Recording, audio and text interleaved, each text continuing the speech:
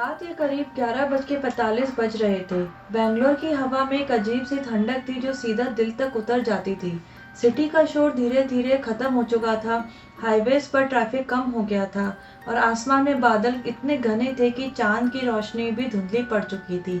लेकिन इस शहर के बीच एक ऐसी जगह थी जहां रात के बाद खामोशी और भी गहरी हो जाती थी। ओल्ड मद्रास रोड के पास एक पुराना ब्रिटिश एरा ग्रेवयार्ड था, कलपली सिमेट्री। दिन में ये जगह बस एक नॉर्मल सिमेट्री लगती है जहाँ पुरानी कब्रें और बड़े बड़े ट्रीज खड़े होते हैं, लेकिन रात होते ही लोग कहते हैं कि यहाँ का माहौल बिल्कुल बदल जाता है। हवा ठंडी लगती है, थोड़ी हैवी भी लगती है, जैसे किसी पुरानी कहानी का बोझ इस जगह पर अभी भी तंग हो। लोकल लोग अक्सर इस रोड से रात को गुजरते वक्त स्पीड बढ़ा देते हैं। उनका कहना है कि कभी कभी सिमेट्री के अंदर से हल्की सी रोशनी, फुटस्टेप्स और कभी कभी किसी के रोने की आवाज़ सुनाई देती है। कुछ लोग तो ये भी क्लेम करते हैं कि रात के अंधेरे में कभी कभी एक सफ़ेद सा साया कब्रों के बीच चलने लगता है, जैसे कोई अभी भी इस जगह को छोड़कर नहीं गया हो। इस कहानी की शुरुआत होती है आरव नाम के एक यंग डॉक्यूमेंट्री फिल्म मेकर से। आरव को बचपन से ही मिस्टीरियस और हॉन्टेड प्लेसेस एक्सप्लोर करने का शौक था। वो उन लोगों में से था जो डर से भागने के बजाय उसके पीछे जाते हैं। उसने अपने यूट्यूब चैनल के लिए इंडिया के कई हॉन्टेड लोकेशंस एक्सप्लोर किए थे, पुराने फोर्ट्स, अबैंडन टनल्स और कुछ ऐसे विलेजेस जहां लोग कहते थे कि रात को अजीब चीज़ें होती हैं। आरव का स्टाइल अलग था। वो सिर्फ कहानियाँ नहीं सुनाता था, बल्कि खुद उन जगहों पर जाकर इन्वेस्टिगेट करता था। एक दिन उसके एक बैंगलोर वाले दोस्त ने उसे कैजुअली कहा, भाई अगर तुझे असली हॉन्टेड जगह देखनी है तो कलपल्ली सिमेट्री आ जा। वहाँ रात को लोग जाना अवॉइड करते हैं। पहले आरव ने इस बात को एक नॉर्मल अर्बन लेजेंड समझा, लेकिन जब उसने इंटरनेट पर रिसर्च की तो उसे पता चला कि कलपल्ली सिमेट्री का हिस्ट्री काफ़ी पुराना है। ये सिमेट्री 1800 के कॉलोनियल टाइम में बनी थी और यहाँ ब्रिटिश सोल्जर्स, ऑफिसर्स, मिशनरी और कुछ वेल्दी फैमिलीज के मेंबर्स को दफन किया गया था। बहुत सी कब्रें 150 साल से भी ज़्यादा पुरानी थी और सबसे अजीब बात यह थी कि कई लोगों ने क्लेम किया था कि रात को यहाँ से फुटस्टेप्स, विस्पर्स और कभी-कभी एक वाइट फिगर भी दिखती है जो कब्रों के बीच धीरे धीरे चल रही होती है। आरव का क्यूरियोसिटी लेवल अब और बढ़ गया था। उसने डिसाइड की कि वो अपनी नेक्स्ट यूट्यूब डॉक्यूमेंट्री के लिए इस जगह को एक्सप्लोर करेगा।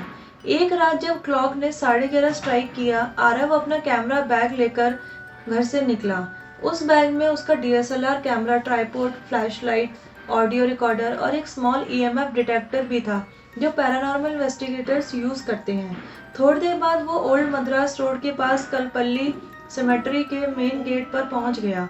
गेट को देखते ही उसे एक स्ट्रेंज फीलिंग आई। गेट पुराना लोहे का था और उस पर जगह जगह जंग लगी हुई थी। ऊपर से कुछ जगह पर पेंट भी उतर चुका था। गेट के पीछे अंधेरा इतना गहरा था कि अंदर का कुछ क्लियरली दिख नहीं रहा था। सिर्फ लंबे ट्रीज की आउटलाइंस और कब्रों के शेप्स नजर आ रहे थे। जब आरव ने गेट को धीरे से धक्का दिया तो वो एक लंबी क्रीक की आवाज के साथ खुल गया। ये आवाज रात की खामोशी में इतनी तेज लग रही थी जैसे किसी ने पुराने दरवाजे को जगाया हो। अंदर घुसते ही आरव को एक ठंडी हवा का झोंका महसूस हुआ। हवा में मिट्टी और पुराने पत्तों की स्मेल थी। सिमेट्री के अंदर लंबे लंबे ट्रीज थे जिनकी ब्रांचेस हवा के साथ हिल रही थी और जमीन पर उनकी शैडोज अजीब शेप्स बना रही थी। हर तरफ पुराने स्टोन ग्रेव्स और क्रॉसेस खड़ी थी। कुछ ग्रेव्स पर मॉस और क्रीपर्स उग गए थे, जैसे नेचर धीरे धीरे उन्हें अपने अंदर समेट रहा हो। आरव ने फ्लैशलाइट ऑन की और कैमरा रिकॉर्डिंग स्टार्ट कर दी। वो धीरे धीरे वॉक करते हुए बोल रहा था, गाइस मैं अभी कलपल्ली सिमेट्री के अंदर हूँ। ये जगह ब्रिटिश एरा की है और काफ़ी लोग क्लेम करते हैं कि यहाँ पैरानॉर्मल एक्टिविटी होती है। उसकी आवाज़ की खामोशी में हल्की सी गूंज रही थी। जैसे जैसे आरव सिमेट्री के अंदर बढ़ता गया, उसे कब्रों पर लिखे नाम और डेट्स और भी क्लियरली दिखने लगे। कुछ पर लिखा था 1847, कुछ पर 1872 और कुछ पर 1901। मतलब यहाँ दफन किए गए लोग एक अलग ही जमाने से बिलोंग करते थे। कुछ कब्रें टूट चुकी थी, कुछ झुक चुकी थी और कुछ बिल्कुल सीधी खड़ी थी, जैसे किसी सोल्जर की तरह अभी भी गार्ड कर रही हूँ। आरव ने एक ग्रेव पर फ्लैशलाइट डाली जहां एक छोटा सा क्रॉस लगा था और उस पर लिखा था मैरी एलिजाबेथ बिलव डॉटर 1869। आरव एक सेकंड के लिए चुप हो गया। उसने धीरे से कहा, यहाँ कोई हिस्ट्री इमेजिन करना भी अजीब है। कितनी जिंदगियां, इतनी कहानियां यहाँ खत्म हुई होंगी। जब आरव थोड़ा और अंदर गया, उसे एक अजीब सी आवाज सुनाई दी। पहले वो बहुत हल्की सी थी, जैसे हवा किसी पत्ते से टकराकर आवाज कर रही हो, लेकिन कुछ सेकंड बाद वो आवाज फिर से आई, जैसे किसी ने दूर से धीरे से कुछ फुसफुसाकर कहा हो। आरव तुरंत रुक गया। उसने फ्लैशलाइट को चारों तरफ घुमाया। हर जगह बस कब्रें, ट्रीज और शैडोज थी। पहले उसने सोचा शायद हवा की आवाज होगी, लेकिन जब उसने अपने ऑडियो रिकॉर्डर को चेक किया और हेडफोन्स लगाए तो उसका दिल एक सेकंड के लिए रुक गया। रिकॉर्डिंग में क्लियरली एक फैन वॉइस रिकॉर्डर हुई थी जो कह रही थी लीव। आरव का हार्ट बीट सडनली तेज हो गया। उसने फ्लैशलाइट फिर से चारों तरफ घुमाई, लेकिन वहां कोई नहीं था। रात और भी ज्यादा खामोश लग रही थी, जैसे पूरी सिमेट्री उसे देख रही हो। उसने थोड़ा सा नर्वस लाफ किया और कैमरे की तरफ देखकर बोला, ओके, ये थोड़ा वियर्ड था, लेकिन अंदर ही अंदर उसे अनईजी फील हो रहा था, जैसे वो किसी ऐसी जगह पर खड़ा हो जहां उसे नहीं होना चाहिए। थोड़ी देर बाद आरव एक पुरानी ग्रेव के पास रुक गए, जहां एक ब्रोकन एंजल स्टैचू लगा हुआ था। स्टैचू का आधा फेस टूट चुका था और उस पर थिक मॉस जम चुकी थी। उसके विंग्स भी थोड़े ब्रोकन थे और उसकी आंखों पर मिट्टी जम गई थी। ऐसा लग रहा था जैसे वो स्टैचू बहुत सालों से किसी का इंतजार कर रहा हो। जैसे ही आरव ने कैमरा उस स्टैचू की तरफ फोकस किया, उसे लगा जैसे स्टैचू की शैडो थोड़ी सी मूव हुई थी। आरव तुरंत रुक गया। उसने कैमरा जूम किया, दोबारा देखा, लेकिन अब सब नॉर्मल लग रहा था। शायद हवा की वजह से ब्रांचेस मूव हुई होंगी। आरव ने खुद को समझाया कि शायद ये सिर्फ उसकी इमेजिनेशन है। तभी सिमेट्री के दूसरे कॉर्नर से फुटस्टेप की आवाज आई, धीरे धीरे, ठक ठक ठक, जैसे कोई ग्रेवल पर चल रहा हो। आरव का दिल जोर से धड़कने लगा। उसने फ्लैशलाइट्स उस डायरेक्शन में डाली। कुछ सेकंड तक कुछ नहीं दिखा। फिर एक पल के लिए उसे एक सफेद सा शैडो ट्री के पीछे से गुजरता हुआ दिखा। वो इतना फास्ट था कि आरव को समझ ही नहीं आ रहा था कि वो इंसान था या कुछ और। आरव का हार्ट रेट और तेज हो गया।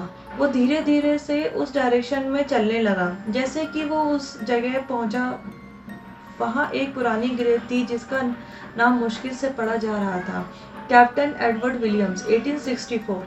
ग्रेव के पास मिट्टी थोड़ी सी हिलती हुई लग रही थी, जैसे किसी ने अभी अभी वहां कदम रखे हों।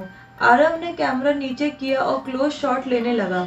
तभी उसके बिल्कुल पीछे से किसी ने हल्की सी आवाज में कहा, you should not be here. Aarav तुरंत पलटा, लेकिन उसके पीछे कोई नहीं था। सिर्फ हवा चल रही थी और ट्रीज की ब्रांचेस हिल रही थी। लेकिन उस मोमेंट पर उसका कैमरा अचानक ग्लिच करने लगा। स्क्रीन पर स्टैटिक लाइंस आने लगी और उस स्टैटिक के बीच एक सेकंड के लिए एक पेल फेस दिखाई दिया। एक आदमी का फेस, विक्टोरियन एरा के कपड़ों में। आरव का बॉडी फ्रीज हो गया। उसने तुरंत कैमरा बंद किया और वहां से निकलने का सोचा, लेकिन जैसे ही वो मेन गेट की तरफ चलने लगा, उसे लगा उसे कोई पीछे पीछे चल रहा हो। हर बार जब वो रुकता, फुटस्टेप भी रुक जाता, और जब वो चलना स्टार्ट करता, वो आवाज फिर से आने लगती। अब आरव का डर पैनिक में बदल रहा था। वो फास्ट वॉक करने लगा, लेकिन जब वो गेट के पास पहुंचा, उसने देखा कि गेट जहां से वो अंदर आया था, वो गेट बंद था और गेट के पास एक शैडो खड़ी थी, टॉल, बिल्कुल सीधी और वाइट कोट जैसे कुछ पहने हुए। आरव ने फ्लैशलाइट उस शैडो पर डाली, लेकिन लाइट पड़ते ही वो फिगर धीरे धीरे हवा में डिसॉल्व होने लगी, जैसे धुंध हो। उस मोमेंट पर आरव ने बिना पीछे देखे गेट खोला और सिमेट्री से बाहर भाग गया। अगले दिन जब आरव ने अपनी रिकॉर्डिंग चेक की तो उसे कुछ ऐसा मिला जो उसकी जिंदगी भर याद रहा। कैमरा फुटेज के एक फ्रेम में क्लियरली एक आदमी खड़ा था, बिल्कुल आरव के पीछे, और उसके कपड़े 19वीं सेंचुरी के ब्रिटिश ऑफिसर जैसे लग रहे थे।